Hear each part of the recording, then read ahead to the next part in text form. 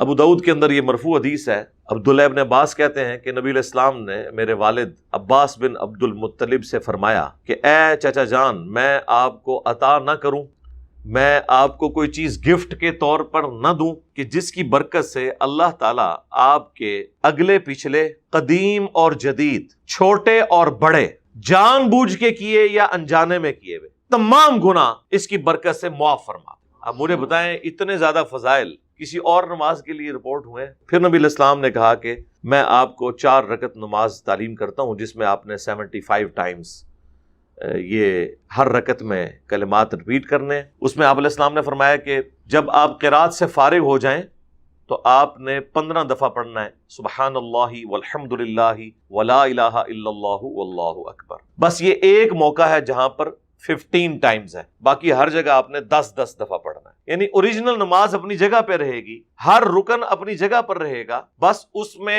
اس رکن میں جو ہم عام نماز میں پڑھتے ہیں نا، اس کو پڑھنے کے بعد آپ نے یہ کلمات ایڈ کر دینے۔ تو اب قیام میں ہم سورۃ الفاتحہ اور سورت کے بعد رکوع میں جانے لگتے ہیں نا، تو اس سے پہلے آپ نے یہ 15 دفعہ پڑھنا ہے۔ پھر سبحان ربی العظیم رکوع میں پڑھنے کے بعد 10 دفعہ، اب ہر جگہ 10 دفعہ ہے سوائے قیام کے۔ پھر ربنا لک الحمد کہنے کے بعد 10 دفعہ یعنی قومے میں۔ پھر پہلے سجدے میں سبحان ربی الاعلی کے بعد 10 دفعہ۔ پھر 2 سجدوں کے درمیان جب بیٹھیں گے تو رب اغفر لی پڑھنے کے بعد 10 دفعہ۔ پھر دوسرے سجدے میں سبحان ربی الاعلی کے بعد 10 دفعہ۔ پھر دوسرے سجدے کے بعد دوبارہ سے بیٹھتے ہیں ہم جلسہ استراحت کے اندر اور پھر اٹھتے ہیں۔ تو یہ ایک واحد نماز ہے، اس میں جلسہ استراحت کے اندر بھی 10 دفعہ پڑھنا ہے آپ نے، تو یہ 75 ٹائمز پورا ہو جائے گا۔ تشہد میں جب بیٹھنا ہے تو تشہد میں بھی آپ نے، افضل تو یہ ہے کہ آپ پورا تشہد پڑھیں درود شریف سمیت، اس کے بعد آپ یہ 10 دفعہ تسبیحات کریں، اور آخری تشہد میں بھی 10 دفعہ تسبیحات تشہد کے بعد ہی کریں، کیونکہ اوریجنل نماز اپنی جگہ پر باقی رہے۔ تو یہ 300 مرتبہ پورا ہو جائے گا۔ تو اس میں آپ علیہ السلام نے یہ بھی فرمایا کہ چچا جان ہو سکے تو ہر روز اس نماز کو ادا کرنا، روزانہ نہ پڑھ سکو تو ہر جمعے کو نہ پڑھ سکو تو ہر مہینے میں 1 دفعہ، ہر مہینے نہ پڑھ سکو تو سال میں 1 مرتبہ، اور رمضان میں تو پڑھ ہی سکتا ہے بندہ یار، اعتکاف والے تو ضرور پڑھیں، ہر تاک رات میں پڑھیں، اور اگر سال میں بھی 1 دفعہ نہ پڑھ سکو تو زندگی میں 1 دفعہ اس نماز کو ضرور پڑھنا۔ یہ نبی علیہ السلام نے وصیت کی ہے۔ اب اس کے بعد بدبختی ہے کوئی اس نماز کو چھوڑ دیتا ہے اور وہ کبھی پڑھتا نہیں ہے اسے۔ رمضان میں تو ضرور پڑھیں، ایک فضیلت والی نماز ہے، اتنے زیادہ اس کے فضائل حاصل ہونے والے ہیں الحمدللہ۔ آپ کے سوالات پرچیوں کی شکل میں میرے پاس آ چکے ہیں۔ انہیں ڈسکس کرنے سے پہلے میں، چونکہ رمضان المبارک کا مہینہ چل رہا ہے اور دوسرا عشرہ ہے، اس کے بعد جب تیسرا عشرہ شروع ہوگا تو اعتکاف کا سلسلہ پوری دنیا کے اندر شروع ہو جاتا ہے، اور اعتکاف کے حوالے سے جو چیز سب سے زیادہ ڈسکس ہوتی ہے، پوری دنیا سے لوگ سوالات کرتے ہیں، ان میں سے ایک سوال جو ہے وہ صلاۃ و تسبیح کی نماز سے متعلق بھی ہوتا ہے۔ رمضان مبارک سے متعلق میرے آلموسٹ 5 لیکچرز ریکارڈڈ ہیں بڑی تفصیل کے ساتھ، 53 A B C D E تک مسئلہ نمبر، اس کے کلپس بھی لاکھوں لوگوں تک پہنچے ہیں الحمدللہ۔ اس میں اعتکاف کا ایشو بھی، نماز عیدین کا طریقہ، یہ بھی سارا کچھ میں نے ڈسکس کیا ہے۔ البتہ یہ جو صلاۃ و تسبیح والا ایشو ہے یہ اس میں ڈسکس نہیں کیا ہے، چونکہ یہ ایک الگ سے کوسچن تھا۔ صلاۃ و تسبیح ایک ایسی نفلی نماز ہے کہ ویسی فضیلت کسی اور نماز کی احادیث کے اندر رپورٹ نہیں ہوئی۔ 4 نفل پڑھے جاتے ہیں اس میں، اور 4 رکعتوں کے اندر 300 دفعہ وہ مشہور تسبیحات پڑھی جاتی ہیں جو افضل ترین تسبیحات ہیں، سبحان اللہ والحمد للہ ولا الہ الا اللہ واللہ اکبر۔ اس نماز کے اوپر بعض لوگوں نے عقلی اعتراضات کیے جو منکرین احادیث تھے، بعض نے صوفیاء سے بغض کی وجہ سے، چند ایک علماء عرب نے بھی اس نماز کے اوپر اعتراض کیا، البتہ اس نماز کی صحت کے اوپر محدثین کا اتفاق ہے.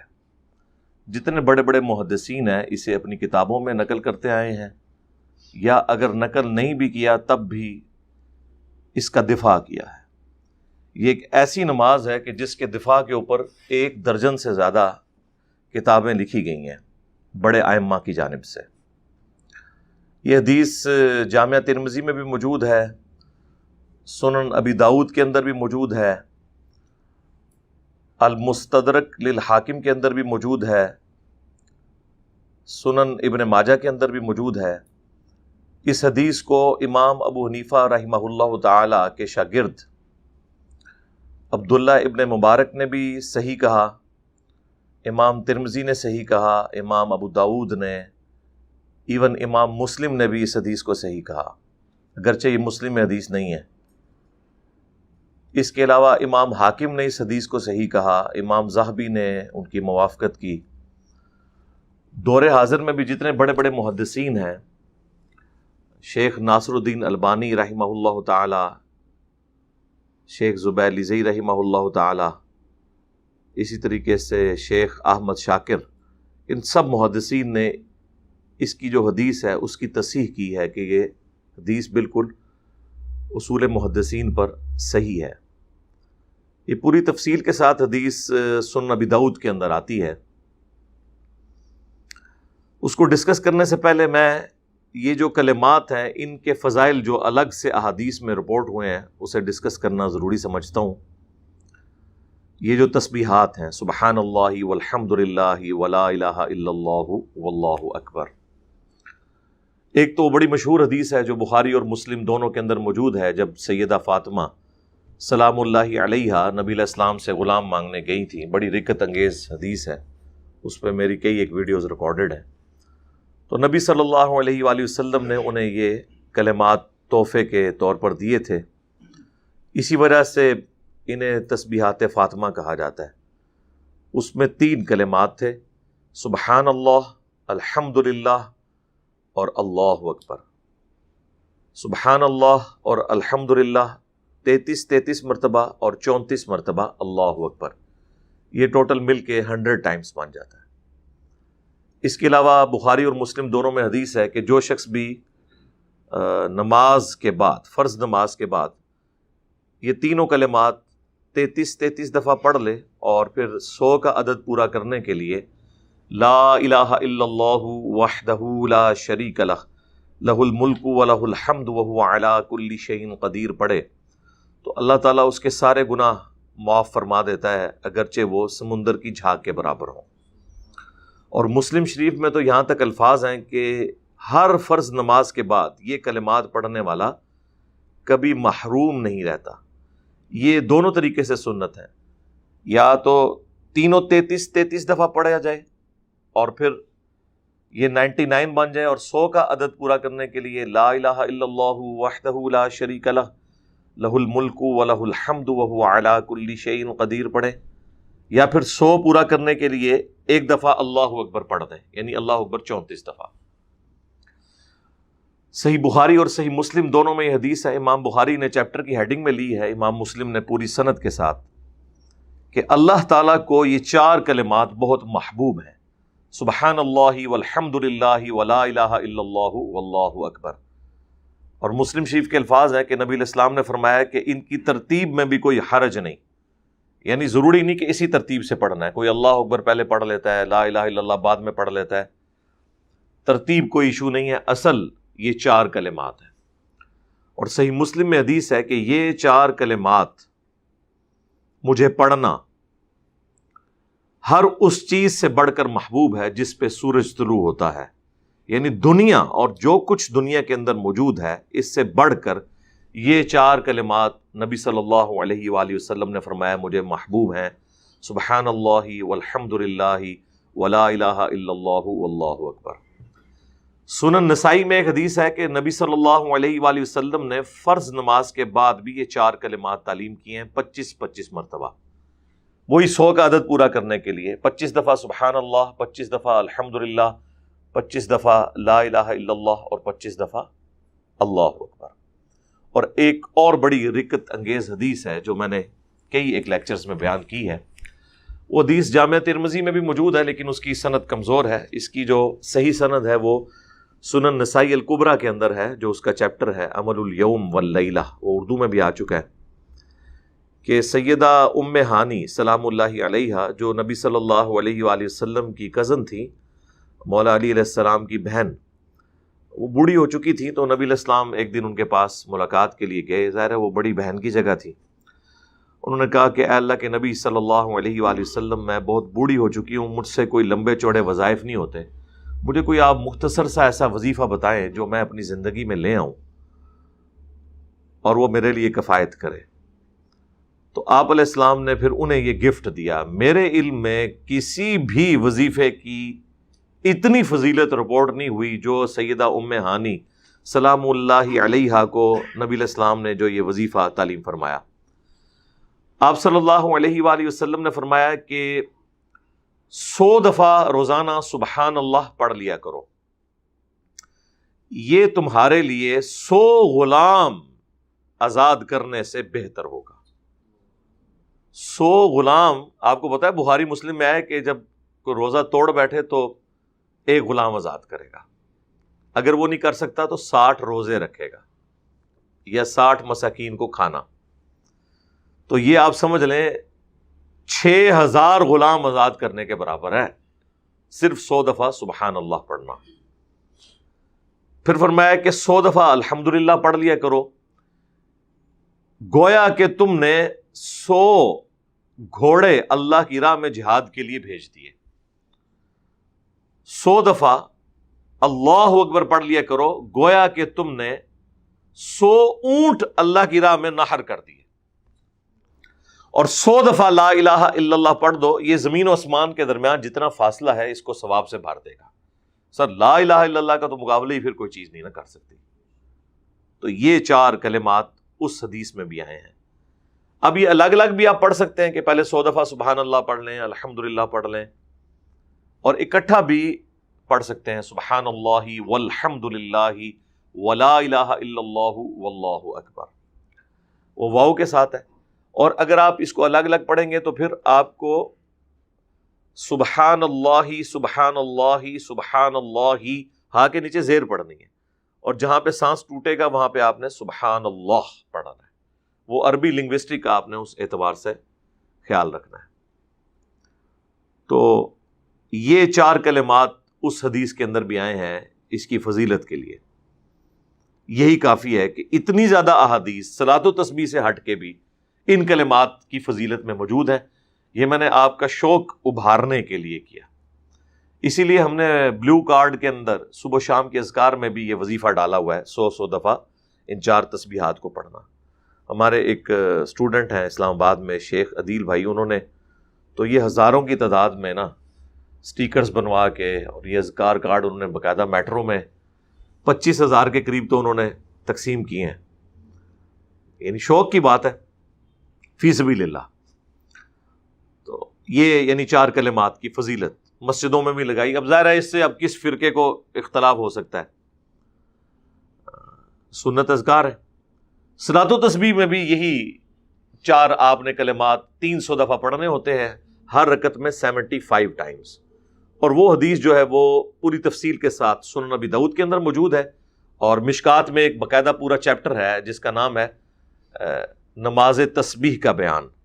یعنی پورا چیپٹر اس میں باندھا گیا. اس میں صلاۃ و تسبیح والی جو حدیث ہے وہ ابو داؤد کے حوالے سے، ترمذی اور ابن ماجہ کے حوالے سے لی گئی ہے. ابو داؤد کے اندر یہ مرفوع حدیث ہے. عبداللہ ابن عباس کہتے ہیں کہ نبی علیہ السلام نے میرے والد عباس بن عبد المطلب سے فرمایا کہ اے چچا جان، میں آپ کو عطا نہ کروں، میں آپ کو کوئی چیز گفٹ کے طور پر نہ دوں کہ جس کی برکت سے اللہ تعالیٰ آپ کے اگلے پچھلے، قدیم اور جدید، چھوٹے اور بڑے، جان بوجھ کے کیے یا انجانے میں کیے ہوئے تمام گناہ اس کی برکت سے معاف فرما دے. اب مجھے بتائیں اتنے زیادہ فضائل کسی اور نماز کے لیے رپورٹ ہوئے؟ اگلے پچھلے، قدیم اور جدید، جان بوجھ کر یا انجانے میں پوشیدہ یا ظاہر کسی بھی اعتبار سے چھوٹے یا بڑے، اللہ تعالیٰ ان گناہوں کو معاف فرما دے اس کی برکت سے۔ پھر نبی علیہ السلام نے کہا کہ میں آپ کو 4 رکعت نماز تعلیم کرتا ہوں جس میں آپ نے 75 ٹائمز یہ ہر رکعت میں کلمات ریپیٹ کرنے۔ اس میں آپ علیہ السلام نے فرمایا کہ جب آپ قرات سے فارغ ہو جائیں تو آپ نے 15 دفعہ پڑھنا ہے سبحان اللہ والحمد للہ ولا الہ الا اللہ واللہ اکبر۔ بس یہ ایک موقع ہے جہاں پر 15 ٹائمز ہے، باقی ہر جگہ آپ نے 10 دفعہ پڑھنا ہے۔ تو قرات سے فارغ ہونے کے بعد 15 دفعہ، یعنی اوریجنل نماز اپنی جگہ پہ رہے گی، ہر رکن اپنی جگہ پر رہے گا، بس اس رکن میں جو ہم عام نماز میں پڑھتے ہیں نا، اس کو پڑھنے کے بعد آپ نے یہ کلمات ایڈ کر دینے۔ تو اب قیام میں ہم سورۃ الفاتحہ اور سورت کے بعد رکوع میں جانے لگتے ہیں نا، تو اس سے پہلے آپ نے یہ 15 دفعہ پڑھنا ہے۔ پھر سبحان ربی العظیم رکوع میں پڑھنے کے بعد 10 دفعہ، اب ہر جگہ 10 دفعہ ہے سوائے قیام کے۔ پھر ربنا لک الحمد کہنے کے بعد 10 دفعہ یعنی قومے میں۔ پھر پہلے سجدے میں سبحان ربی الاعلی کے بعد 10 دفعہ۔ پھر 2 سجدوں کے درمیان جب بیٹھیں گے تو رب اغفر لی پڑھنے کے بعد 10 دفعہ۔ پھر دوسرے سجدے میں سبحان ربی الاعلی کے بعد 10 دفعہ۔ پھر دوسرے سجدے کے بعد دوبارہ سے بیٹھتے ہیں ہم جلسہ استراحت کے اندر اور پھر اٹھتے ہیں۔ تو یہ ایک واحد نماز ہے، اس میں جلسہ استراحت کے اندر بھی 10 دفعہ پڑھنا ہے آپ نے، تو یہ 75 ٹائمز پورا ہو جائے گا۔ اب مزے کی بات یہ ہے کہ صلاۃ و تسبیح کے طریقے میں بھی جلسہ استراحت ثابت ہو گیا۔ مزے کی بات ہے نا، یہ اس میں ایک مدنی پوائنٹ آ گیا۔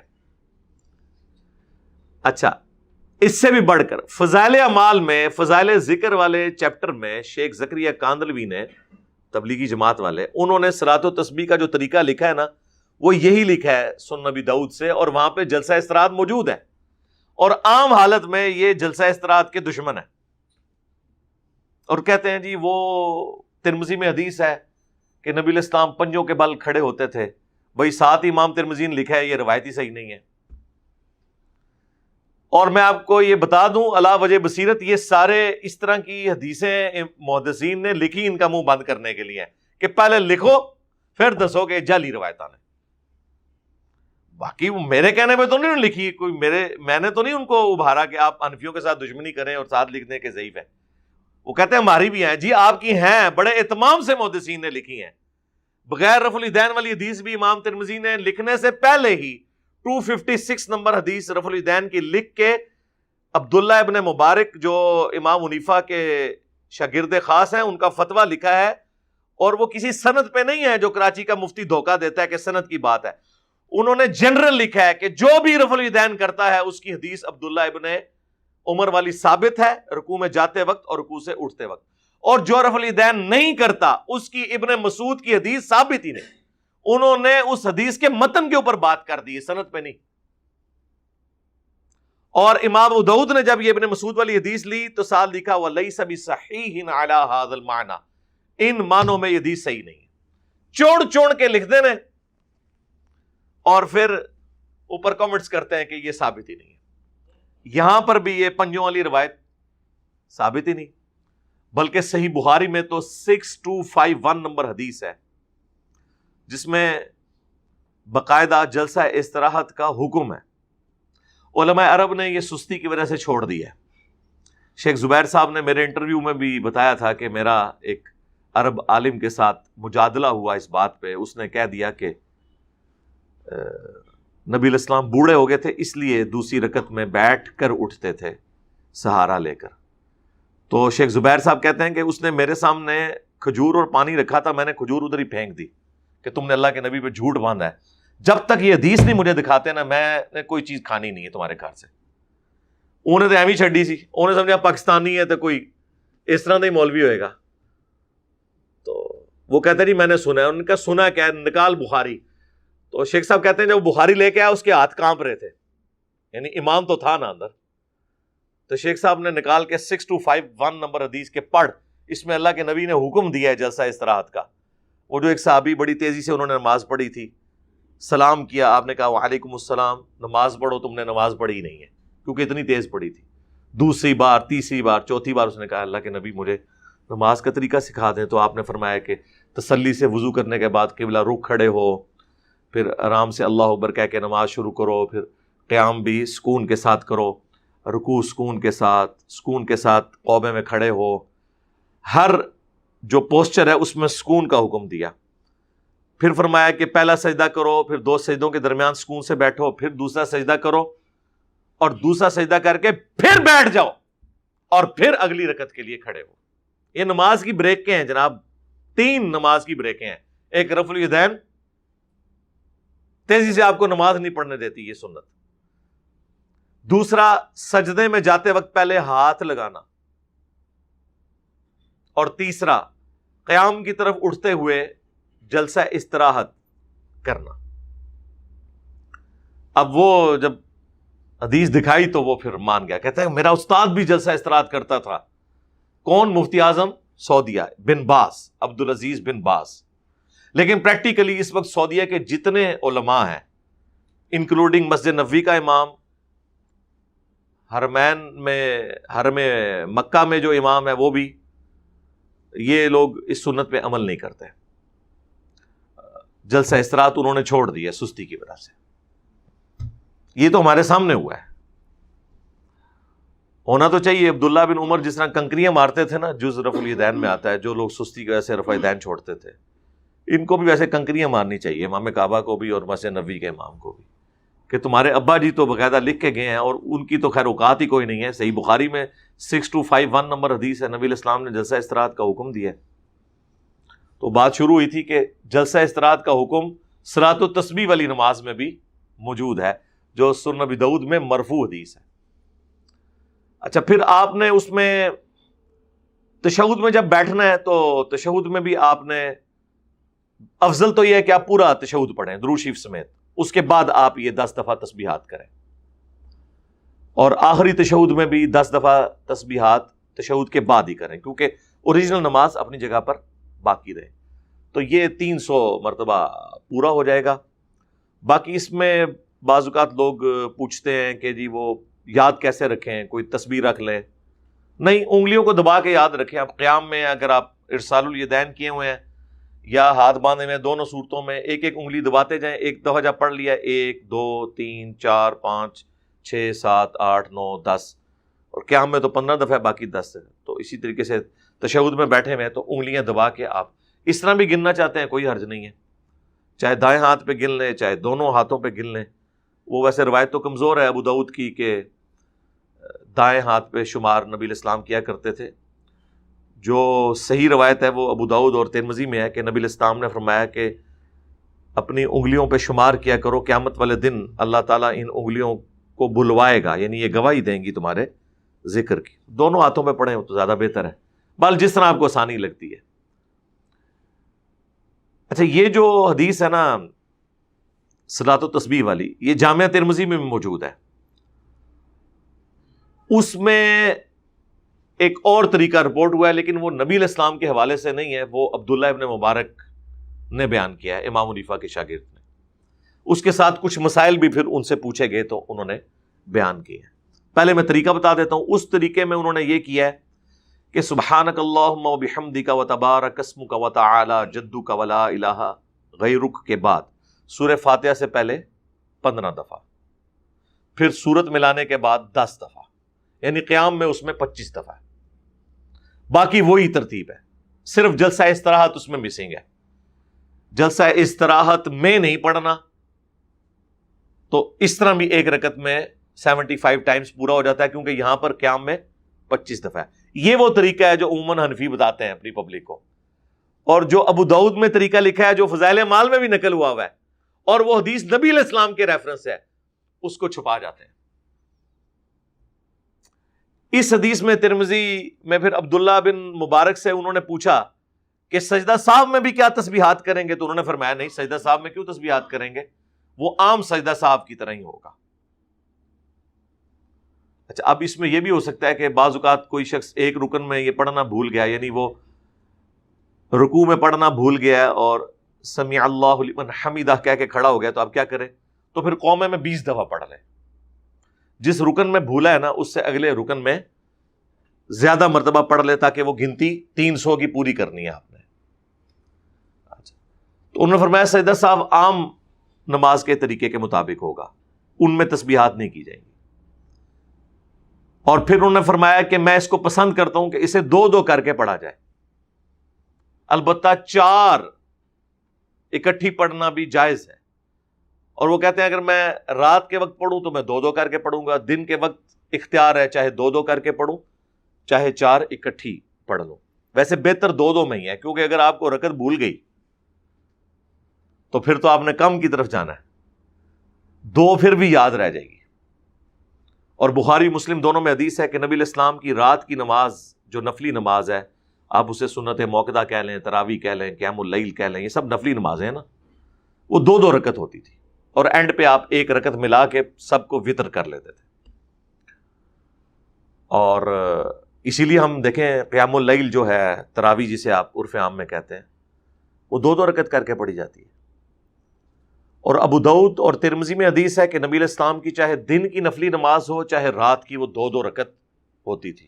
یعنی زور کی 4 سنتیں بھی آپ 2 کر کے پڑھتے تھے. لیکن المصنف ابن ابی شیبہ میں اور المصنف عبد الرزاق کے اندر عبداللہ بن عمر سے موجود ہے، اور وہ ان احادیث کے راوی بھی ہیں، لہٰذا راوی حدیث اس کے فہم کو جانتا ہے کہ وہ دن کی جو نفلی نمازیں تھی وہ 4 اکٹھی بھی پڑھ لیتے تھے، زور کی 4 سنتیں، لیکن رات کی جو نفلی نماز ہے وہ 2 کر کے ہی پڑھتے تھے. اسی لیے ہم ظہر سے پہلے والی 4 سنتیں اکٹھی بھی پڑھنے کے قائل ہیں، کیونکہ صحابہ سے ثابت ہو جائے تو وہ اس کو درست سمجھا جائے گا، الا یہ کہ دوسرے صحابہ اس کو غلط کہتے ہیں، تو ایسی تو کوئی بات رپورٹ نہیں ہوئی. یہ میں آپ کو ساتھ ایک سمجھ لیں مسائل بھی بتا رہا ہوں. تو صلاۃ و تسبیح بھی افضل یہ ہے کہ چاہے دن کو پڑھیں چاہے رات کو 2 کر کے پڑھیں.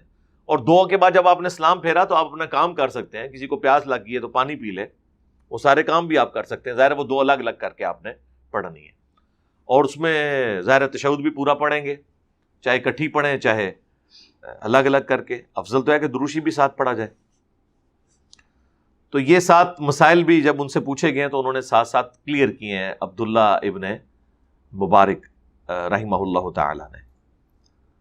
اچھا، یہ جو حدیث ہے ابو داؤد کی جس میں نبی علیہ السلام نے اپنے چچا کو تعلیم فرمائی صلاۃ و تسبیح، تو اس میں آپ علیہ السلام نے یہ بھی فرمایا کہ چچا جان ہو سکے تو ہر روز اس نماز کو ادا کرنا، روزانہ نہ پڑھ سکو تو ہر جمعے کو. اور اچھا، یہ عربی کے اندر جب جمعہ بولا جاتا ہے نا تو اس سے مراد ہر ویک ہے، جس طرح ہم ہفتے کے لیے ویک کا لفظ بھی استعمال کرتے ہیں اور ہفتہ بھی. بہرحال جمعہ بھی اگر کوئی لے لے ظاہری الفاظ میں تو درست ہے. ہر جمعے کو نہ پڑھ سکو تو ہر مہینے میں 1 دفعہ، ہر مہینے نہ پڑھ سکو تو سال میں 1 مرتبہ. اور رمضان میں تو پڑھ ہی سکتا ہے بندہ یار، اعتکاف والے تو ضرور پڑھیں، ہر تاک رات میں پڑھیں. اور اگر سال میں بھی 1 دفعہ نہ پڑھ سکو تو زندگی میں 1 دفعہ اس نماز کو ضرور پڑھنا. یہ نبی علیہ السلام نے وصیت کی ہے. اب اس کے بعد بدبختی ہے کوئی اس نماز کو چھوڑ دیتا ہے اور وہ کبھی پڑھتا نہیں ہے. اسے رمضان میں تو ضرور پڑھے، ایک فضیلت والی نماز ہے، اتنے زیادہ اس کے فضائل حاصل ہونے والے ہیں الحمدللہ. کوشش کریں آپ تاک راتوں میں پڑھیں. عام دنوں میں بھی جمعے والے دن آپ پڑھ سکتے ہیں. ویسے بھی تو بخاری مسلم میں آیا ہے کہ جو جمعے والے دن سب سے پہلے مسجد میں آتا ہے اسے اونٹ نہر کرنے کا ثواب ملتا ہے، جو اس کے بعد آتا ہے اسے گائے کی قربانی کا ثواب، جو اس کے بعد آتا ہے اسے بکری، اس کے بعد جو آتا ہے اس کو مرغی ذبح کرنے کا ثواب، اس کے بعد جو آتا ہے تو اسے انڈا صدقہ کرنے کا ثواب. اور بخاری مسلم میں یہ بھی الفاظ ہیں کہ جب تم مسجد میں اس طرح یعنی جلدی آ جاؤ تو جتنا اللہ توفیق دے نماز پڑھو. تو اس دوران آپ جلدی جا کے یہ نماز پڑھ سکتے ہیں. 35-40 منٹ میں پڑھی جاتی ہے، جو روٹین میں پڑھتے ہیں 25 منٹ میں بھی پڑھ لیتے ہیں. جلدی جائیں مسجد میں جمعے والے دن اور یہ نماز پڑھ لیں. بخاری مسلم میں حدیث ہے کہ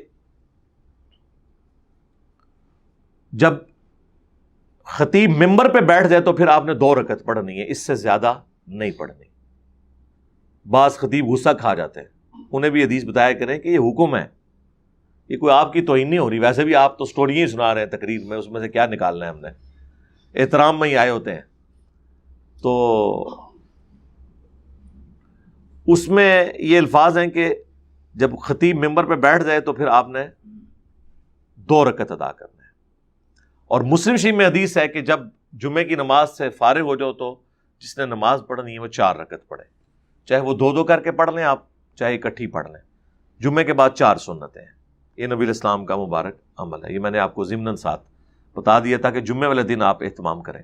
اب وہ کوئی صحیح مسلم کی حدیث نہیں فٹ کر سکتا کہ جی نبی الاسلام نے جمعے کے دن کو اور شب جمعہ یعنی جمعرات اور جمعے کی درمیانی رات کو عبادت کے لیے مخصوص کرنے سے منع فرمایا، کیونکہ یہاں پہ تو واقعی حکم آ گیا نا واضح طور پر، جس طرح حاکم میں حدیث ہے صحیح سند سے کہ جو جمعے والے دن سورۃ الکہف پڑھتا ہے اگلے جمعے تک اس کے لیے ایک نور ہو جاتا ہے۔